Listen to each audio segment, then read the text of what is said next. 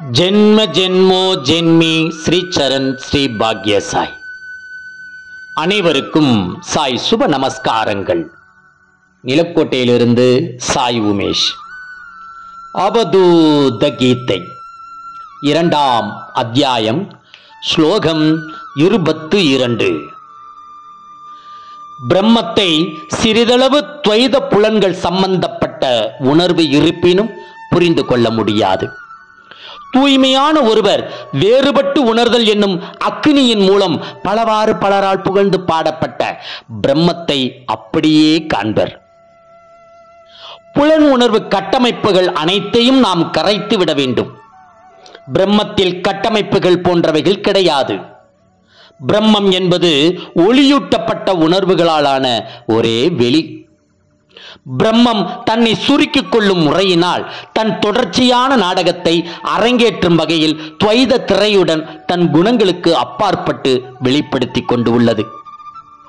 ஞானமடைந்த ஒரு மனிதன் மாறிக்கொண்டே இருக்கும் துவைத தோற்றங்களைக் கண்டு மிகவும் சோர்வடைந்து நிலையற்ற வஸ்துக்களில் இருந்து விடுவித்துக் கொள்ள துவங்குவான். இந்த பகுத்தறியும் கலையினால் நிலையான மற்றும் நிலையற்றவைகள், உண்மையான மற்றும் உண்மையற்றவைகள் ஆகியவற்றை பிரிக்க முடியும். இந்த உயர்ந்த நோக்கத்தை எவர் ஒருவர் சாதிக்கிறாரோ அவர் கருணையின் வடிவமாக திகழ்வார். அவர் பிரம்மத்தின் அமிர்தத்தை எல்லா திசைகளிலும் எல்லா நேரத்திலும் வீசி பிரகாசித்துக் கொண்டிருப்பார். 2ஆம் அத்தியாயம், ஸ்லோகம் 23. ஒருவர் பண்டிதராக இருப்பினும் அல்லது அறியாமை நிறைந்தவராக இருப்பினும் குருவின் கருணை மூலம் உண்டாகும் ஞான கதிர்களை புரிந்து கொண்டு தன்னை பிரம்மத்தினுள் மீண்டும் ஸ்தாபித்துக் கொள்வாரெனின் அவர் அறியாமை மற்றும் துன்பம் என்கிற கடலில் இருந்து நிரந்தரமாக விடுவிக்கப்படுவார். அறிவான அல்லது கருத்துக்களுடன் கூடிய அறிதல் என்பது ஆன்மீக மெய் உணர்தலில் எந்த வகையான தாக்கத்தையும் ஏற்படுத்தாது. பல வகையான கருத்துக்களை கொண்டிருத்தல் மற்றும் புத்தகங்கள் மூலம் கிடைக்கும் ஞானம் பிரம்ம பாதைக்கு தடங்களாக விளங்கும்.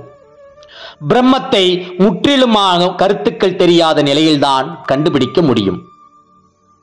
ஒரு மனிதன் பல ஆன்மீக கருத்துக்களால் நிரம்பி இல்லாமல் நம்பிக்கையுடன், நேர்மையாக, அடக்கத்துடன், முழு நிறைவு தன்மைக்காக இயங்கினால் அதுவே பிரம்மத்திற்கான சிறந்த பாதையாக விளங்கும். எவர் ஒருவருக்கு ஆர்வம் மிகுதியாக உள்ளதோ அவர்கள் குருவின் சக்தி பரிமாற்றம் மூலம் அதிகமான அருளை பெறுவார்கள். இந்த பரிமாற்றம் பிரம்ம ஞானத்திலிருந்து பிறக்கிறது. கருத்துக்கள் நிறைந்த மனது நிர்மூலமான பின் இப்பாதை சாத்தியமாகிறது. இந்த பரிமாற்றம் நமக்கும் நடைபெற வேண்டுமானால் நாம் நம் சாதாரண நிலையில் பிரம்மத்தை பற்றி கொண்டுள்ள கற்பனையான கருத்துக்களை விட்டொழிக்க வேண்டும்.